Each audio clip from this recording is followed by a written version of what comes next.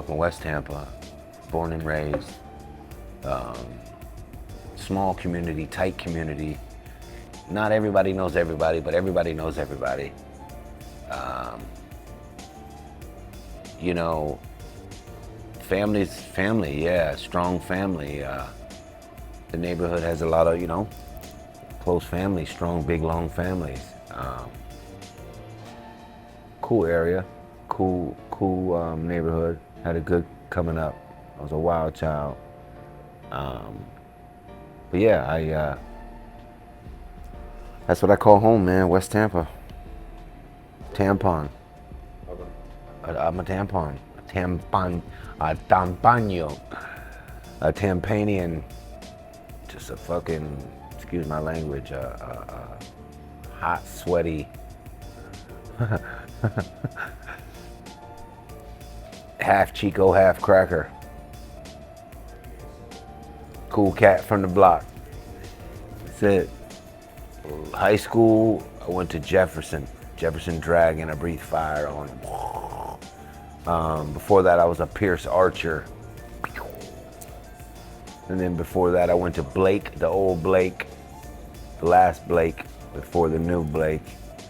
Now they call it Stewart. And then before that, West Tampa Elementary. I was a Greyhound.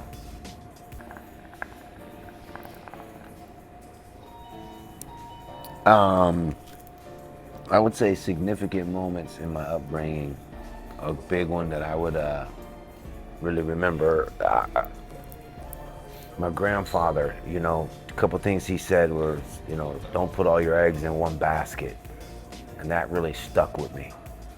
Not to put all your eggs in one basket. And another thing he said was,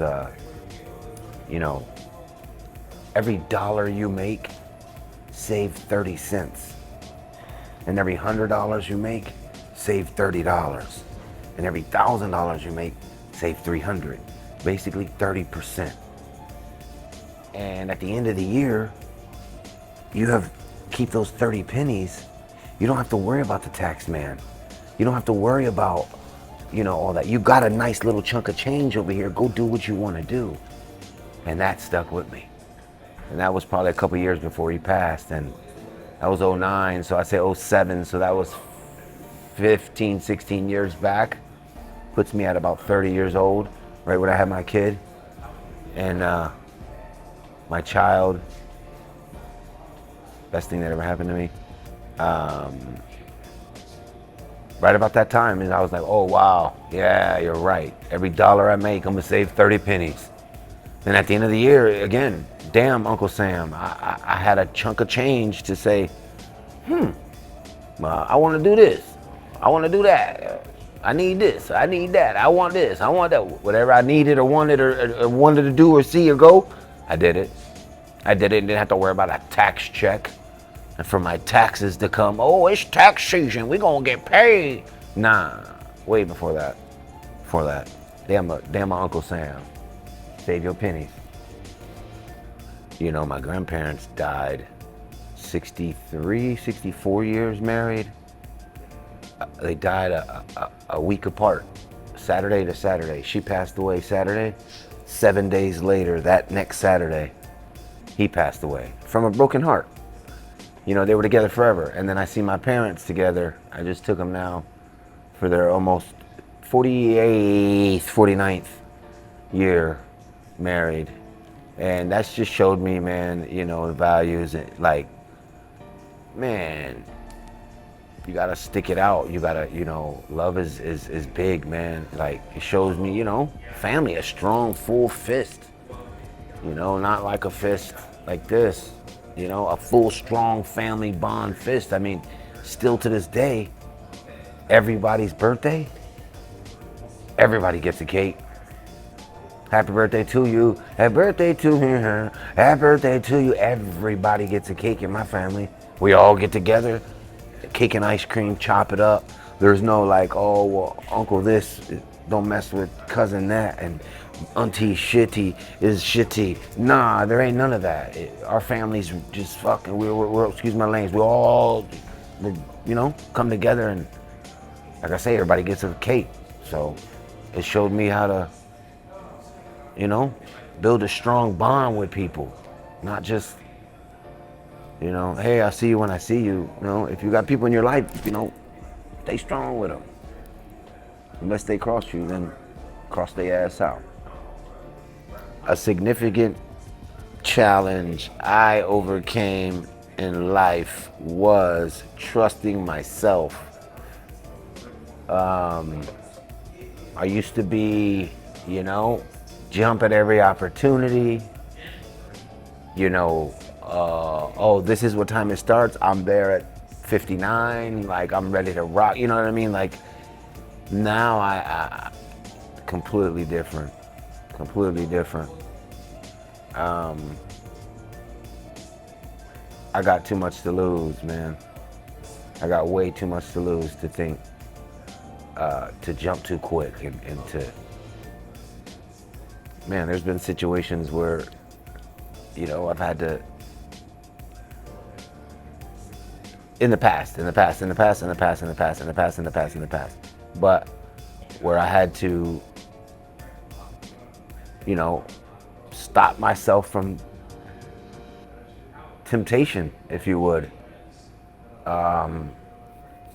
You know, but that was before, I guess you'd say, I knew what real love was.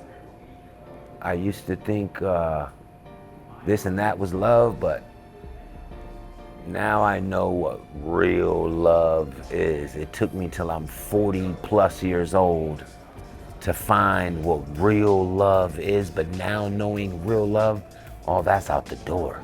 All that's gone. So yeah, in the past, I had to trust myself with temptation. That was something I had to overcome. But now, there ain't a temptation out there in the world that steers me wrong. Because like I said, I found real love. Like Mary J say, real love. I'm searching for real love. That, I found that shit. I wasn't searching. It just came across. It just happened. That was the line. That was just the way the stars was just. But it happened, and I found it. I got it. Good.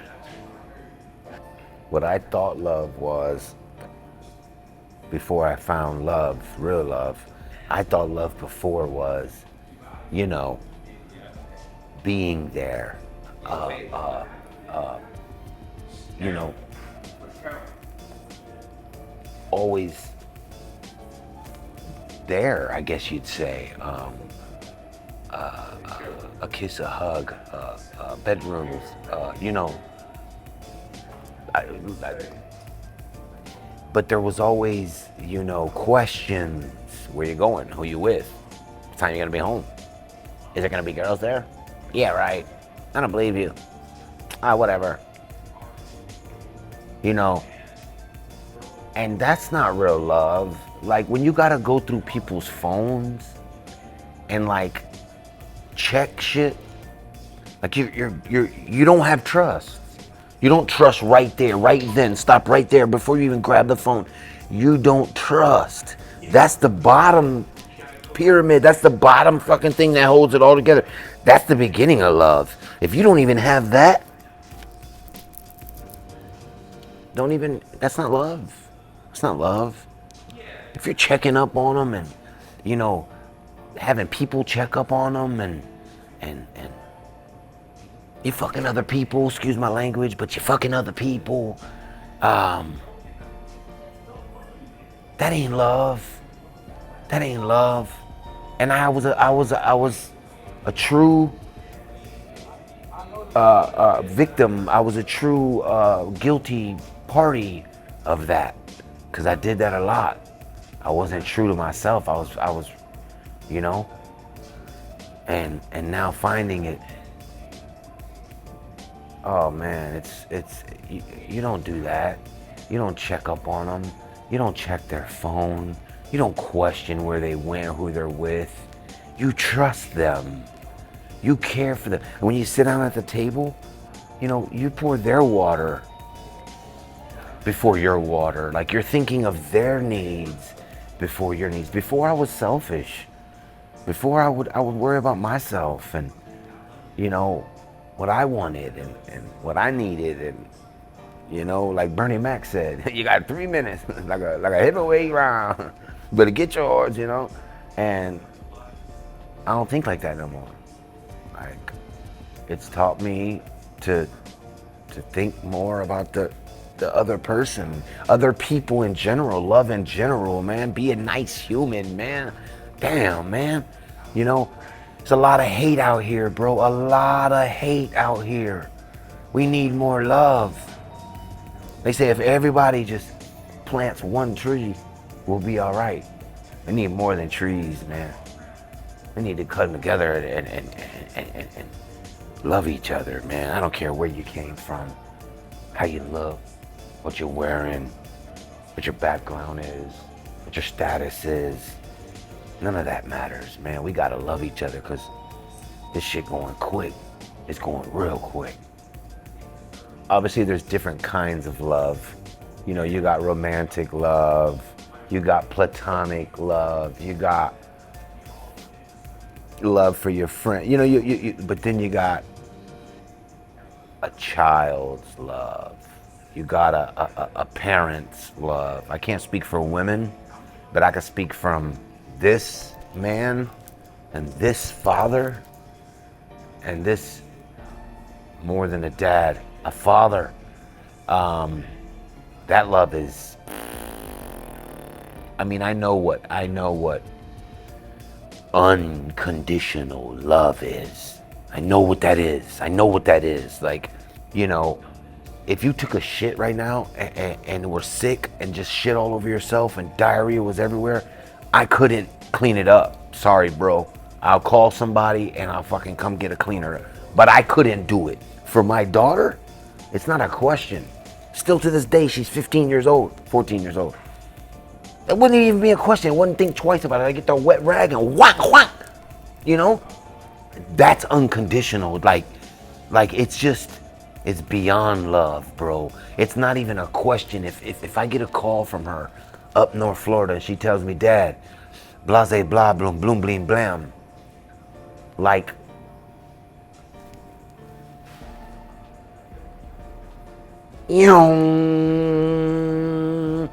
not a question. Gone. Not thinking twice. Not pew. Worry about that shit later. Laugh now, cry later. The love for my kid is through the roof, man. Through the roof. I'll do anything for that human being. Anything. You know, because the way my parents did anything for me, I was not spoiled by any means. They made me work for it. And I worked for it, and then I got what I wanted.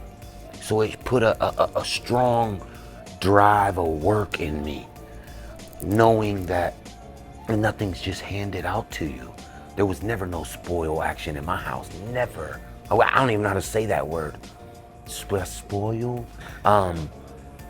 So I learned that coming up, and I instilled that in her, and I showed her drive and how you gotta bust your ass if you want something to make it happen. It's not just gonna fucking, like a tooth fairy, excuse my language, just pop up underneath your pillow. It don't work that way. You gotta show me you want it. You gotta work hard for it. And I think I turned all right. A lot of people, you know, counted me out.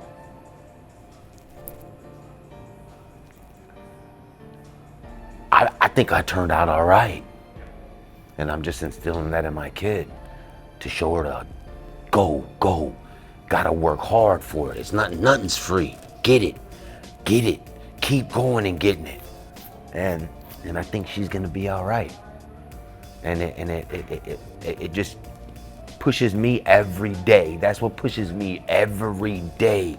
On my refrigerator, when I get that first drink of water, I got that picture right there. Me and her, New York City. Opened her eyes, huge. It opened her eyes to there's more than just palm trees and pine cones. And I keep that picture right there, and every day, man, it makes me, you know, that's the first person I talk to in the morning, kid. It's the first person I talk to in the morning. Everything good, you woke up good, you got enough sleep, you got breakfast, boom, boom, you ready for school? All right, cool. Let me know how it went. You got your homework done? All right, love you too. Pew!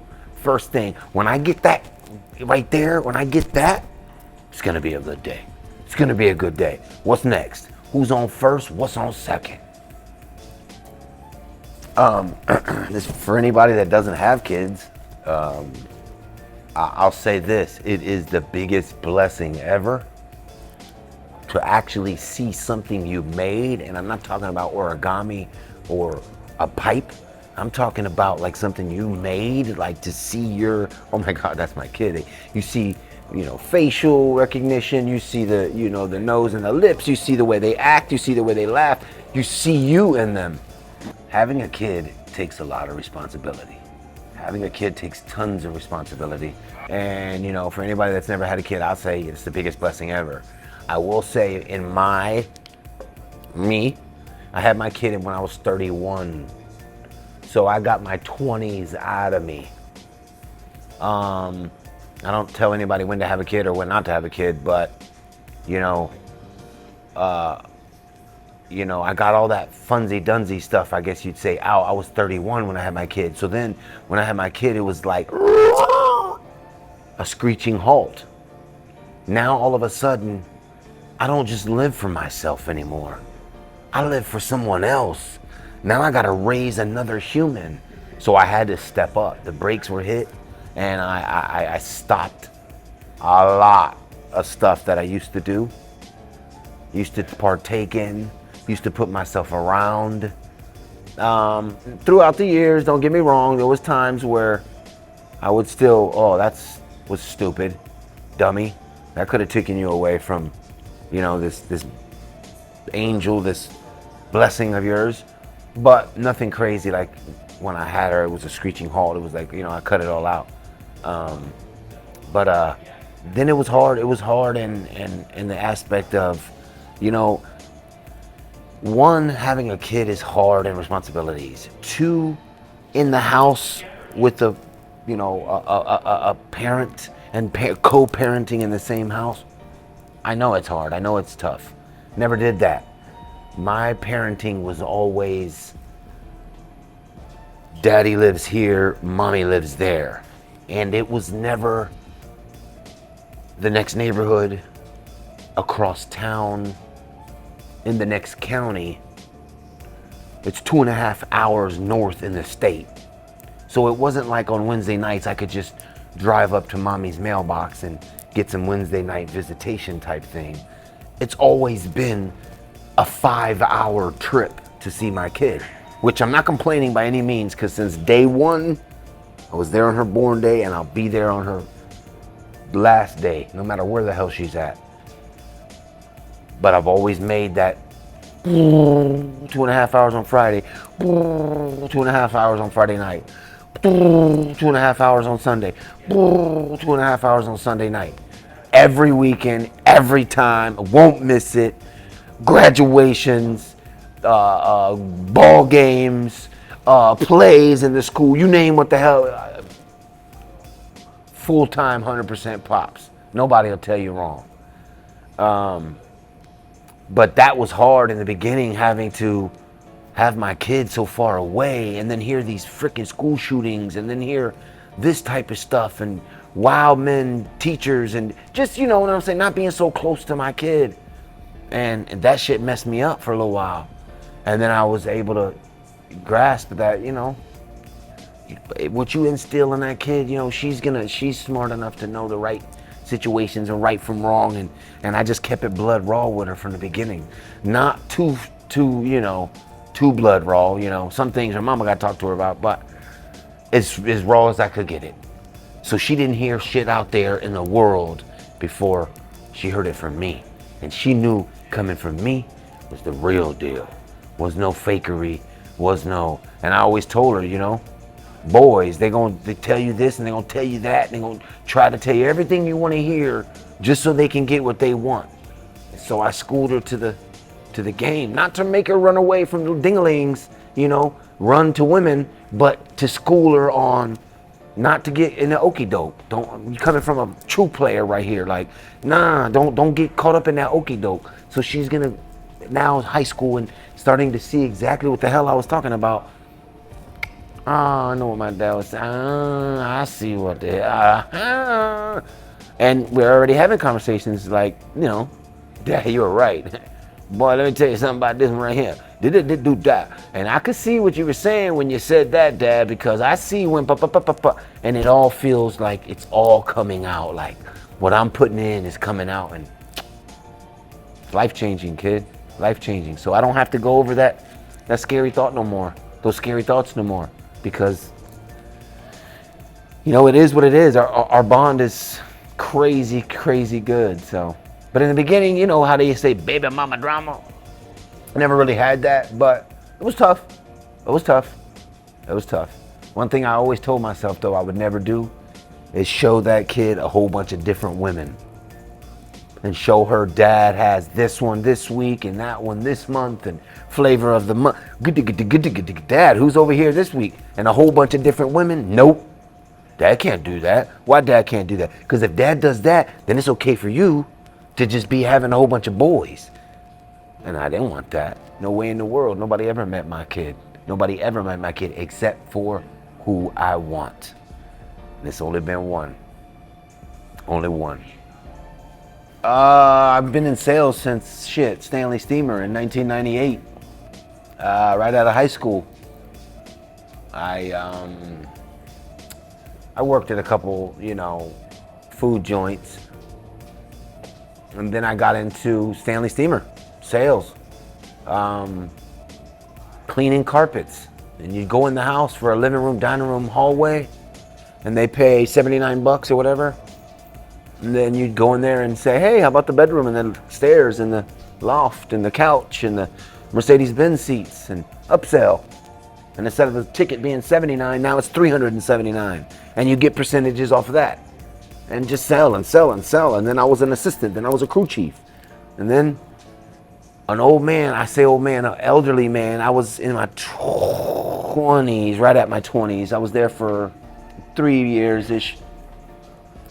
Out of high school, and an older man said, he was going. He was leaving Stanley Steamer. He was going, and I said, "What you doing, man? We make good money doing this." And he said, "If these people get wood floors or tile, you're out of a job." And the light went off in my head. He was like, "I'm going to do air conditioning. There is no substitute for that." Like a dog.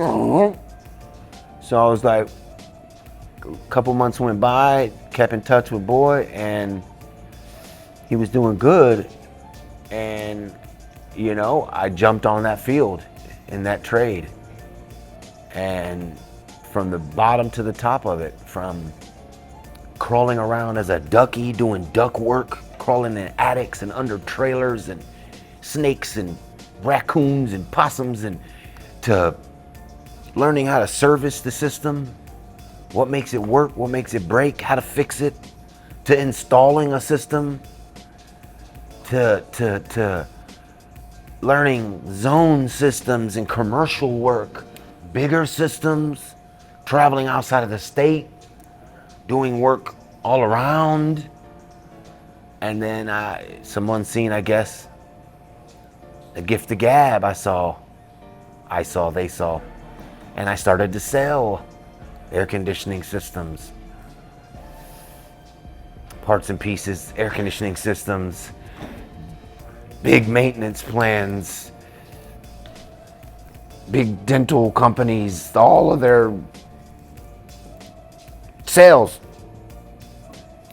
Then I went to a house and was doing just an air conditioning job, a regular air conditioning job.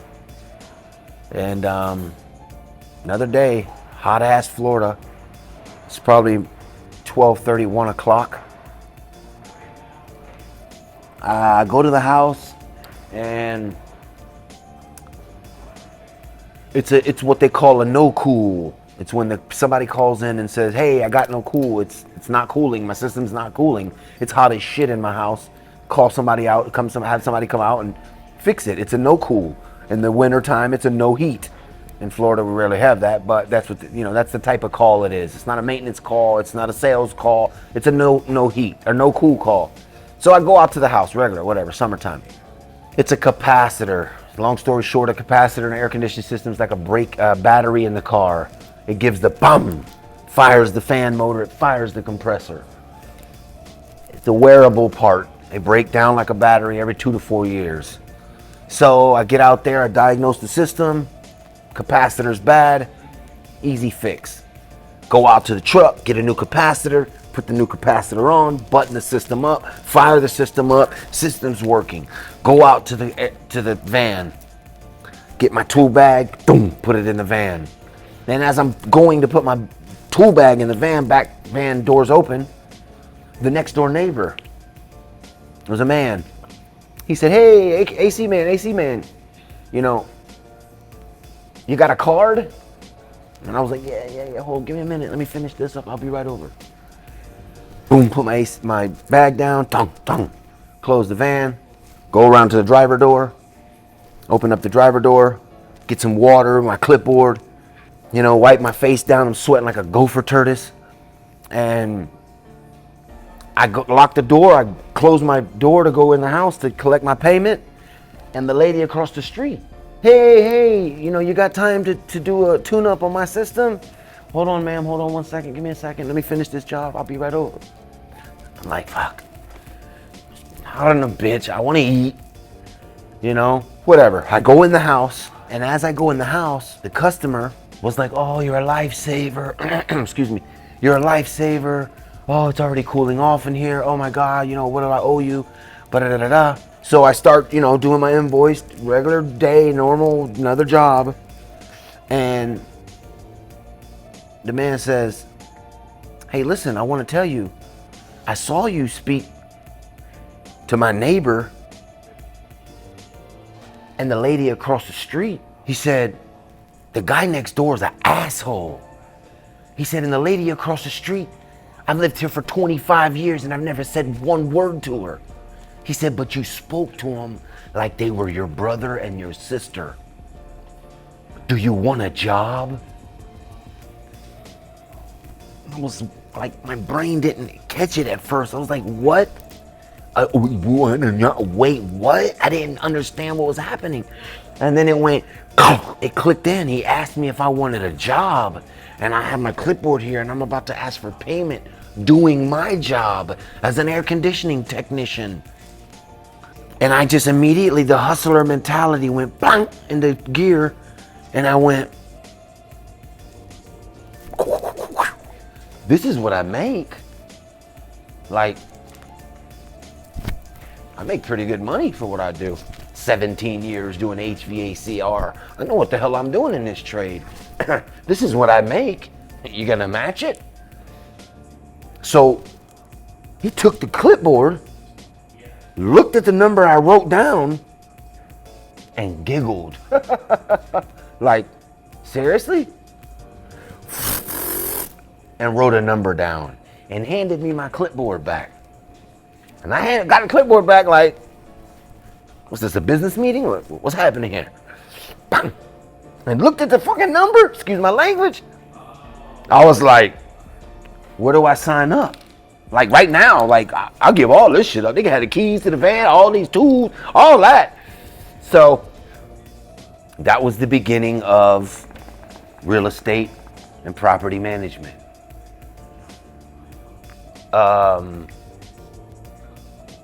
So with all this background, you know, all the property management, all these properties that were being managed in Florida, we use a lot of air conditioning here.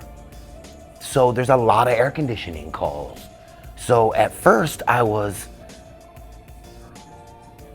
doing a lot of air conditioning calls, going to jobs that they would only allow certain companies to come in their building for insurance purposes, $1 million insurance deals. We're talking big places. Downtown, Bayshore, Miami, big places. And so I would go on these jobs to make sure that the AC guy wasn't saying, oh yeah, you need a new system because this one here is, and it was a little ass capacitor. It was a $30 fix when instead of you're trying to get $13,000 out of people.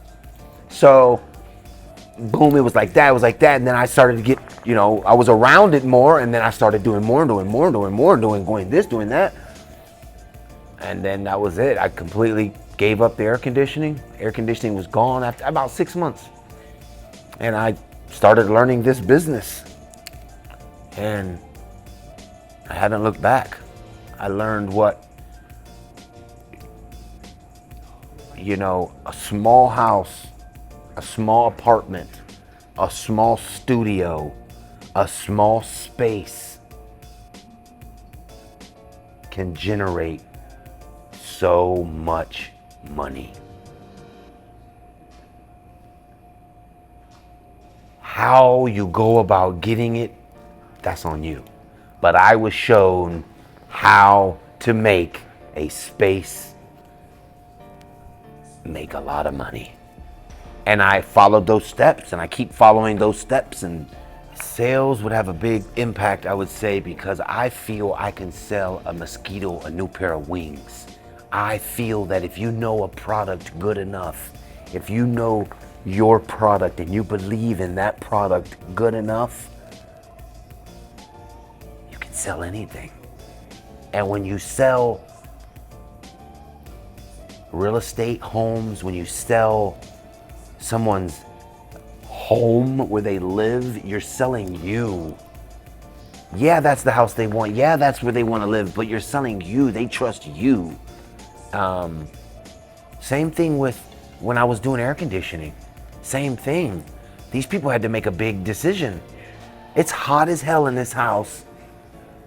We either fix it for $1,600 and put a Band-Aid on it, or drop the $8,000 and get a brand new one with warranties and out of sight, out of mind. I don't ever want to feel like this for another 10 years.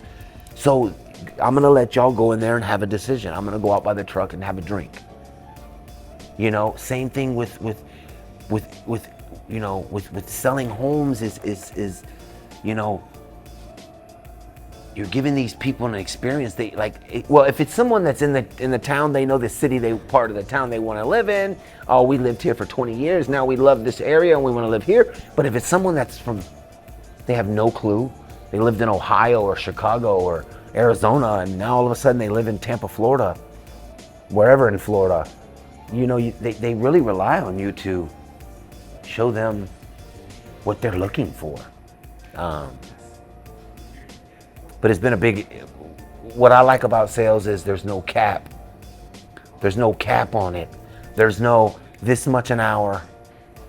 Don't get me wrong, I'm not taking it from nobody. Don't get me wrong, I'm not taking it from nobody. But I learned back in the day that an hourly wage was not gonna work for me, because I wanted to work more hours.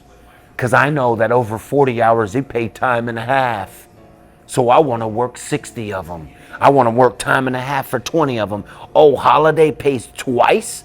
Double time? I wanna work all the holidays. And they were like, oh, wow, you can't, because you gotta give Tiffany some of these hours. And Rachel and Bobby, they work here too. Sales, you can't tell me how much I can make. If I want to make one sale and that's enough to carry me for 2 months, well, goddamn it, I'm gonna fan my nuts, excuse my language, for 2 months. But if I want to bust my dick for 90 days and crank out 3 sales a month, well then, boy, we got a bigger fan all of a sudden. It's all in what you want to do. It's in how much you want to put into it, And like I said before, I will not lose. The word is insatiable. And this is not for anything sexually or for a woman or for my relationship or anything like that. But I'm insatiable when it comes to the money. I need to keep getting it. I got to keep getting it. I can't stop getting it. It's never enough. No, it's never enough. When you're comfortable, when it's enough, that's when you get lazy and lax. And I make $100,000 a year. I'm good there. That's enough for me to pay my bills and go to vacation twice a year, and I can drive this car because I make this much a month and I can pay this much a month. I don't like that. I don't want to live like that. And I learned 7 years back, 8 years back, if you do sales, well, I say that way back. Air conditioning is the same way, but there's busy seasons. You know what I'm saying? There's summertime where it's like, holy, the systems out here are like, I need you. And then there's times where people open the windows. Systems aren't even running. Have you seen real estate? Have you seen the house market in Florida? Have you seen it? Have you seen it? I have. It's constant. There is no busy season or up and down season. Right now it's just nuts season. So I'm gonna put all my nuts out there and get it. Because one day, like I say, there might not be nuts. The tree might be cut down. The squirrel's already trying to find a place to freaking hide. All this concrete out here. But they gotta live somewhere, right? And who's gonna put them in it? Prioritizing relationships, strategies from home and life. Well, you got to make sure home is straight first. You got to make sure home is good. Get up early, do some meditation, get some coffee, take a shower, take a walk, eat a little something, hustle all day. 5 o'clock comes around, with that heavy traffic, time to stop. Cut it off. Make it to the house in one piece, knock on wood every day, and love life again, man. I'm not saying I don't love life during the 9 to 5, but nobody likes that the best. And then just appreciate and be happy for what I got, you know? Meditation is new in my life for the last of, say, 18 months. And then really a part of my life the last 16 months. You gotta take time for yourself. You gotta carve out that little bit of time to just be alone and center your think process, your thought process. You can't wake up and just go from the beginning to the end. You can't do it like that. You have to wake up in the morning. I say you have to. I have learned that I have to wake up. Take whatever amount of time it takes for you. For me, it's 10 minutes. And, you know, become one with the space that I'm in. You know, cut everything out, all the thoughts, all the bills, all the this, all the that. Cut all that off. It has to be completely blank mind state. And you basically just float away. And your thoughts and breath, man. Like I say, the last 16 months, I've learned that breath, a simple breath, is so huge. And we take it for granted. It's normal. It's normal.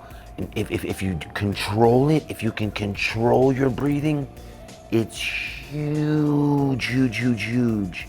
You can change decision making by one breath. Instead of acting out that one breath, that one inhale, that one exhale of extra time, now all of a sudden you made a complete different decision, and your day, your month, your year goes completely different in one breath. Imagine if you learn to do that every day, sometimes morning and at night. Huge meditation. It's a must. Then, once you start that work day, you know, be all the way in, full-fledged all the way in, you know, dive in deep, you know. Emergencies are the exception, of course, but then, maybe a lunchtime reach out, whether it's your woman or your man or your friend or your mom or whatever, make a couple calls, send a couple texts, and then it's back into it, right back at it. Hard, work at it. When that 5 o'clock bell comes, it could be your 6 o'clock, it could be your 4 o'clock, you could work 7 to 3, whatever your cut time off is. Whenever that time's done, cut it off. Work's over. Emergencies are the exception, but cut it off. Balance that off. Now it's back to home life, But sometime in between there, whether it's a drive home, when you first get home, whether you stop before you get home, outside of the work, wherever it is, on the side of a lake, in a river, I like the water. Reflection is great by the water. It reflects. Reflection. The water, whatever kind of body it is, even if it's a pond, and reflect with yourself, that silence, that me time, that, okay, home is great, home is grand, home is not so good, work is great, work is grand, work is not so good, but then me.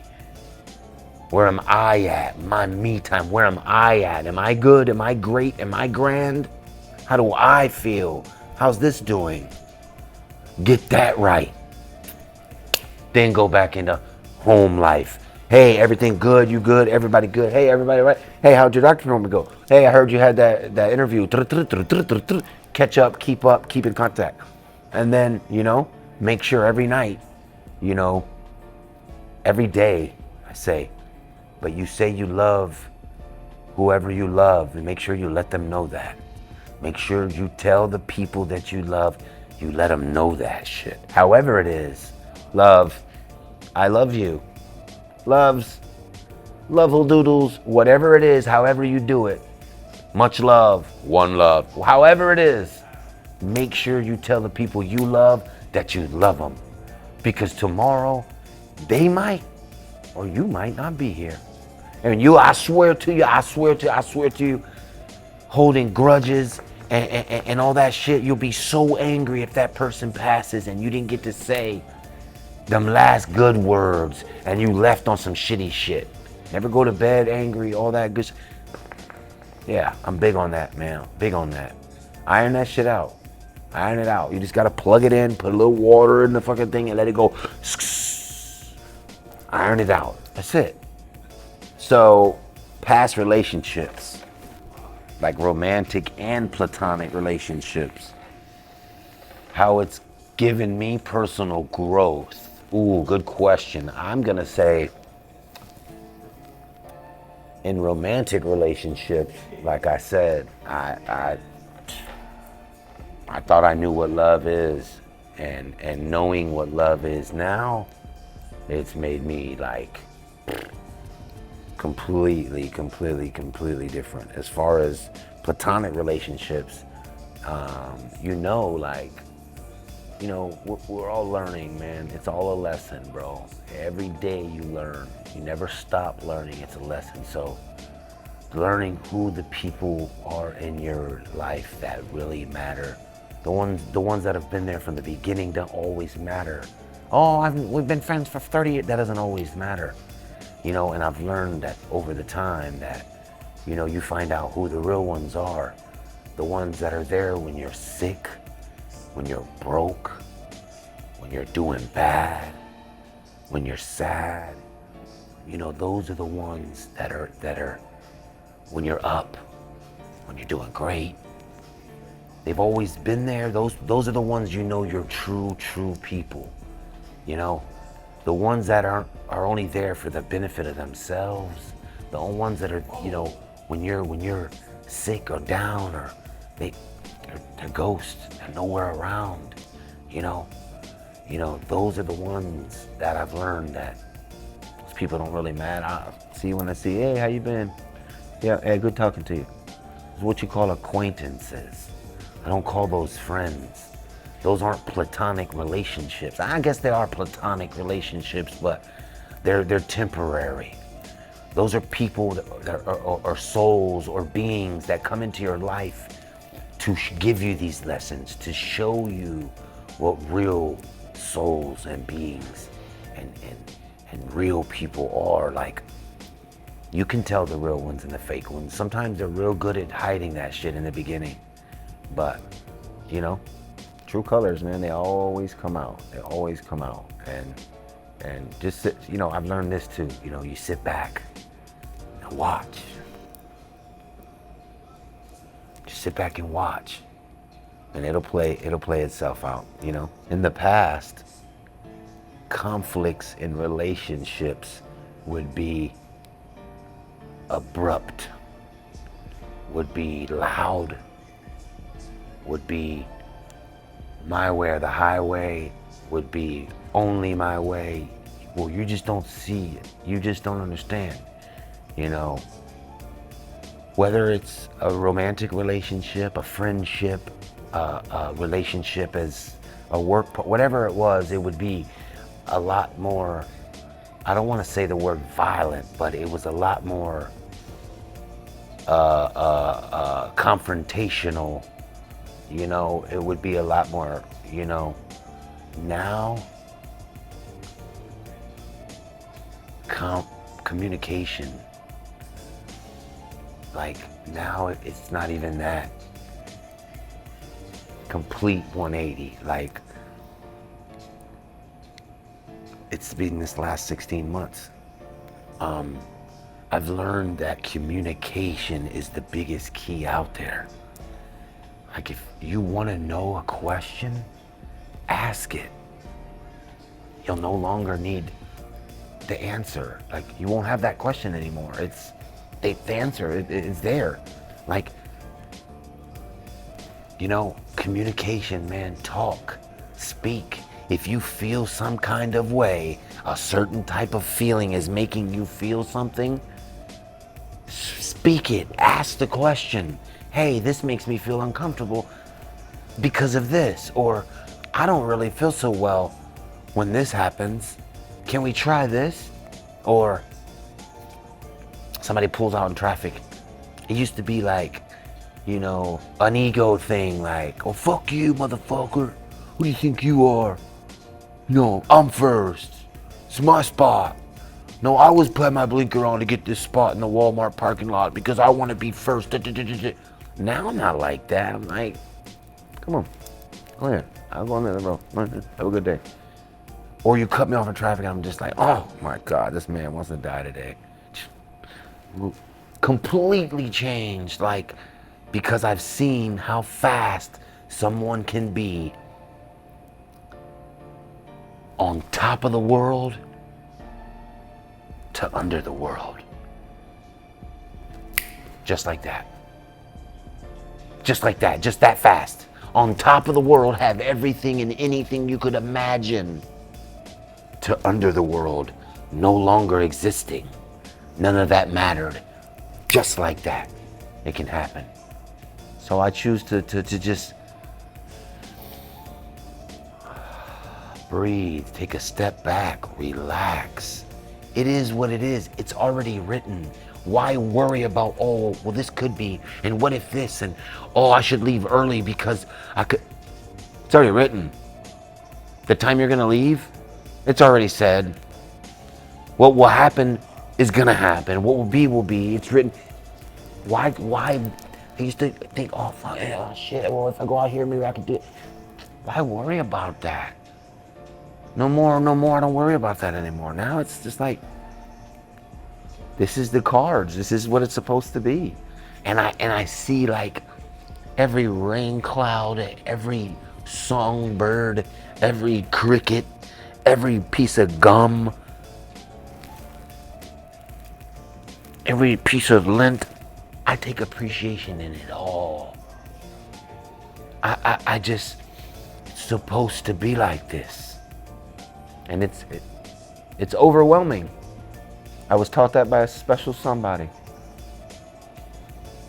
So I believe that, and this is my belief, you know, you don't have to believe this way, but I believe that life is short. It happens very fast. This physical body that we're in right here, these bones that we're in, this is one chance you get in this form. So I believe that you have to live life to the fullest. You have to have no regrets.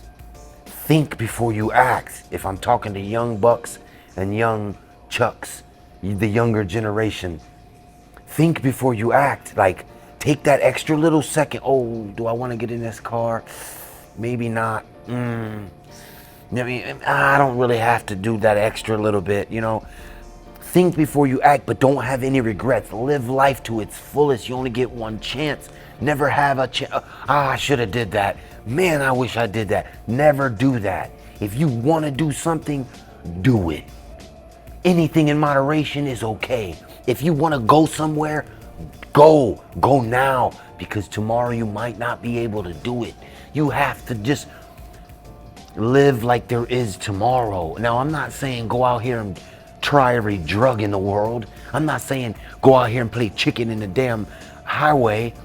But man, if you really, really like that guy, go holler at him. And if you really, really like that girl, go holler at her. And if you really want to go see that land, go see that land. And if you want to go whatever it is you want to do that makes you tick and make you happy, go do it. Because you only got so much time left. It's fast. It goes quick. I'm 45 years old. It goes fast. I remember 21 years old. Whoop. I remember 25. I remember 30. I remember 35. But I also remember 40 and 45. And this last 5 years of my life, it's been the last 8 years of my life. But this last 5, when I hit that hill, that 40, it seems like shit is just slowing down. Like I'm appreciating everything, just happy for it all. Like some people, like I go in the closet and I'm like, you know, I purge old clothes, old shoes, old bag, whatever, old stuff. And I give it, you know, I give it to the less fortunate, I guess you'd say. And I could go and drop it in one of those bins or go in the little thing and drop it in the basket they got there. But I drive to like downtown or areas where, mostly downtown, where they go and the homeless people collect to eat a meal. And I see 50, 100 people in line for a hot meal to make it through another day. And that shirt they've had on for 3 days, they probably had a bath in 6, you know what I mean? So for me to get bags of clothes, take them to that place, either before or after the meal, pull up on them, and hey, I got some clothes, I got some shoes, and put the bags out, and to see the people come over and get the clothes and really appreciate it, and me see it go to someone, and then the following day drive down the street and see my old clothes and shoes on someone, keeping them hot, cold, no blister, whatever the case may be. Me seeing it with my own eyes is next to nothing. It's huge. Yeah, just live, man. Live life to the fullest, man. Like, really have no regrets and do all your fun, crazy, wild times while you're young, dumb, and full of, because when you get older, I ain't saying I'm, but that young and dumb part gotta be over, man. You gotta come to a point in your life where, okay, all right already. You gotta have enough. You know, sometimes I see people, and again, I love everybody. But I see sometimes people that I've known for a long time, and they're still doing the same thing. Still talking about the same things. Still in the same place.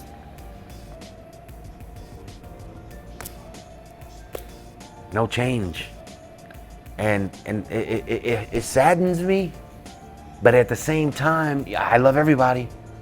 I just love my growth in the fact that I know that I can't stay there no longer because I won't change. So I had to take that time away, which I did, find myself, find out who I am, and then be me all the way full-fledgedly.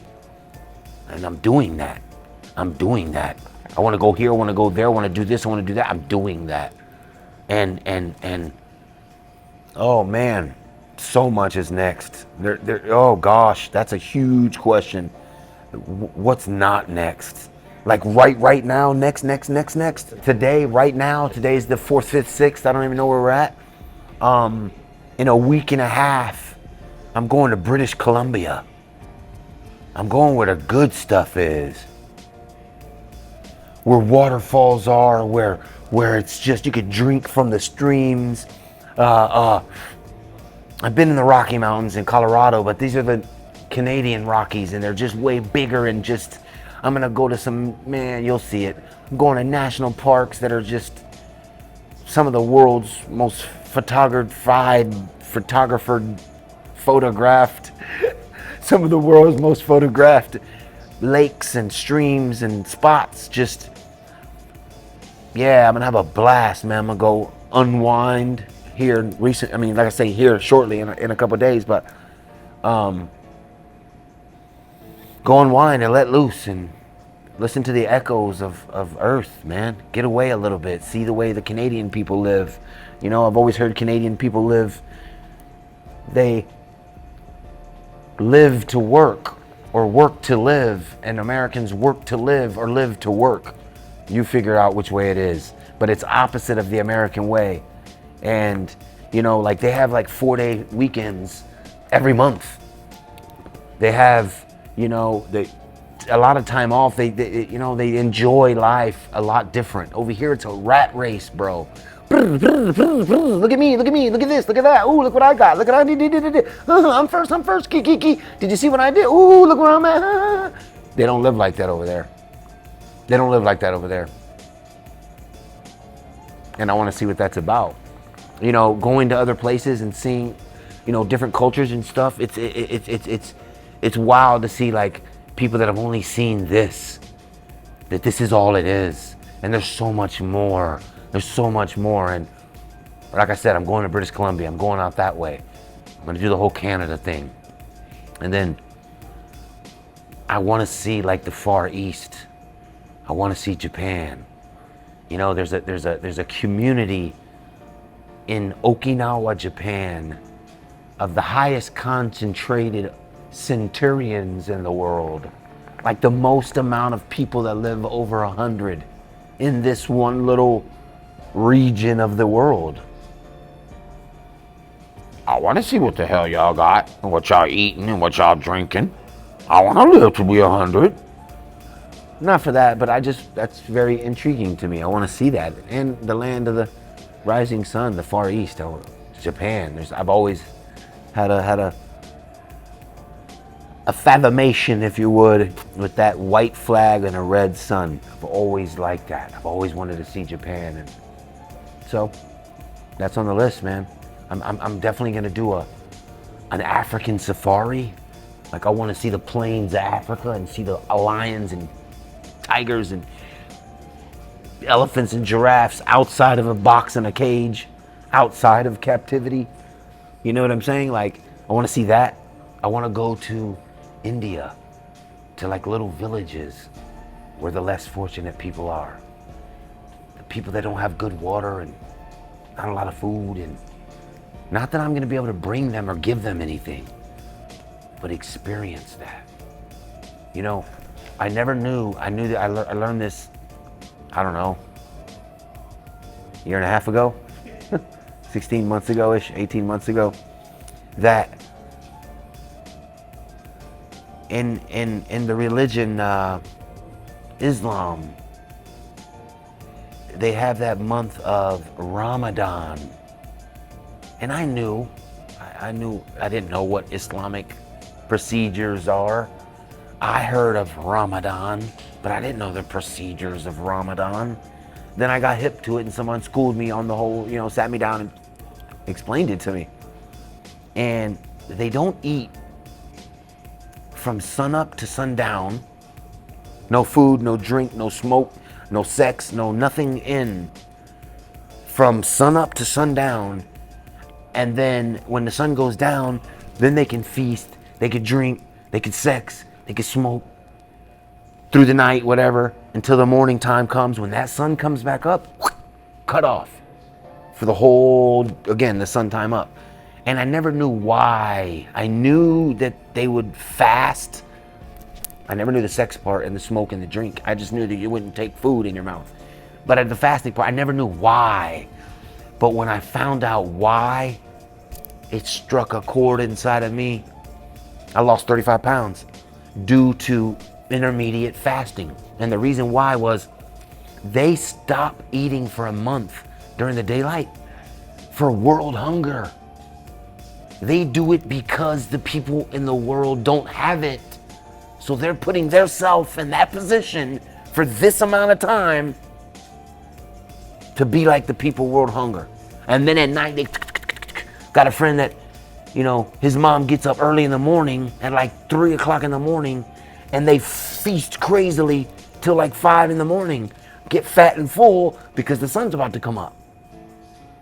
And I never knew why they did that, and now I know why, because of the world hunger. And they do it because of the other people in the world that don't have food, and we gluttonize and eat all this extra, just 3 meals a day and cookies and milk at night, and just, wow. And when I found that out, I was like, oh, hell no.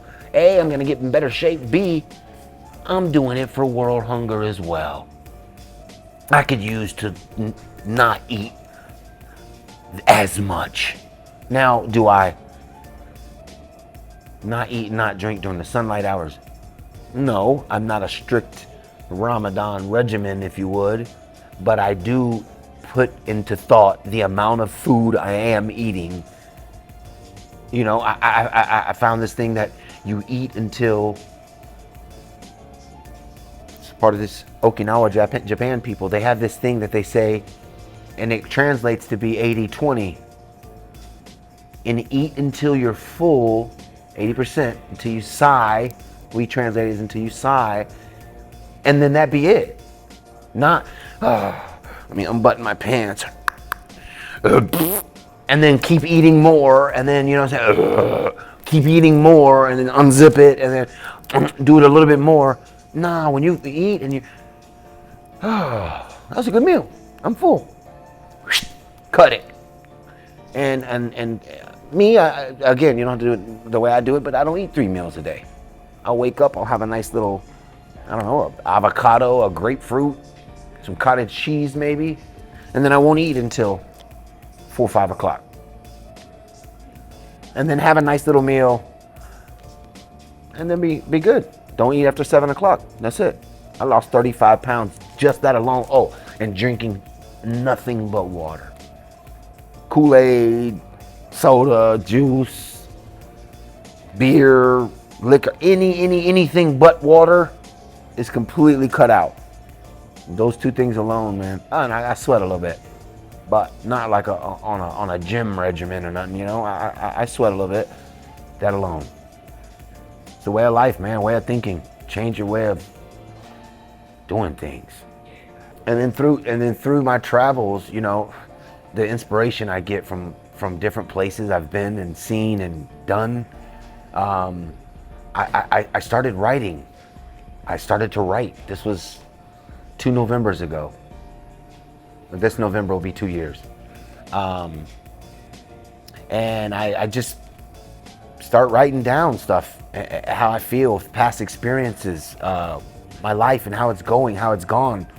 And it's just made me to really, really feel therapy. It's like therapeutic when I write down on the paper. It lets me let it go.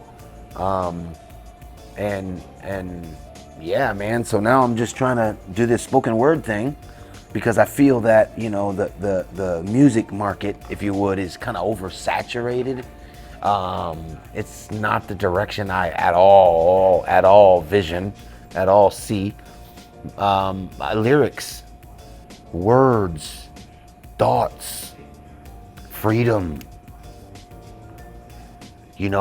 expressing true poetry, and yeah, now I'm going out to these little events and letting it off, letting it out, writing it down, making little videos that I want to show to the world. I want people to see it, I want people to hear it. I want people to feel it.